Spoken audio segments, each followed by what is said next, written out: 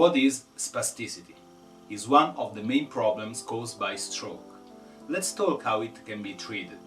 Advancement in the neurocognitive sciences allowed us to identify that spasticity is a combination of the following components: abnormal reaction to stretching, abnormal irradiation, motor unit recruitment deficiency, elementary movement schemes.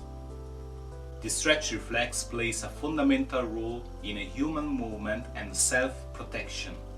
For example, if somebody is hit from behind, his head suddenly moves back and his neck muscles suffer a violent stretch.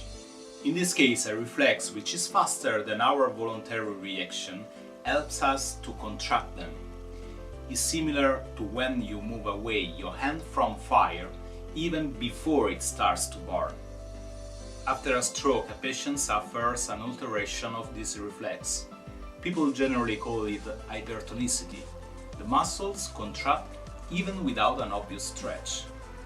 Why is the stretch reflex affected after a stroke? Imagine that muscles are controlled by two owners: the medulla, where the reflexes are generated, and the brain, where the intentional movement takes place. After a stroke, the brain is not able to control the muscles, leaving the medulla alone to organize the body movement. That's why, during the following weeks after a stroke, the first movements are only reflexes. This is the most important moment for the recovery. We have to stimulate the brain so it can regain its own control of the movement. Abnormal irradiation. This phenomenon has different names: neural coupling or associated movements. For example, a patient tries to walk, but he only manages to flex his elbow and close his hand. The associated movements is another characteristic of healthy people. For example, when we carry a heavy luggage and the opposite arm is raised to help in the action. The difference is that healthy people always make the associated movement in an effective way, unlike stroke patients whose movements are defective, often like this. Motor units recruitment impairment. This is the most obvious effect of post-stroke.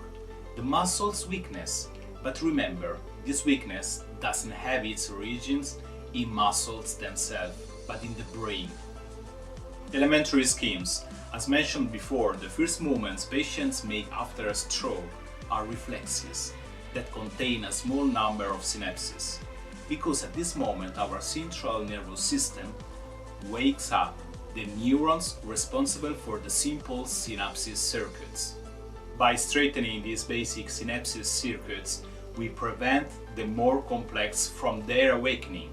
In simple words, you limit yourself to basic movements. In conclusion, we have to take into consideration all the elements of spasticity as a single phenomenon. Only this way we can treat each problem in a proper way. On the other hand, considering spasticity as an isolated problem reduces our chances of success and pushes us to use as rehabilitation solutions such as Botox, braces, and other tools focused only on muscles and not on the real problem.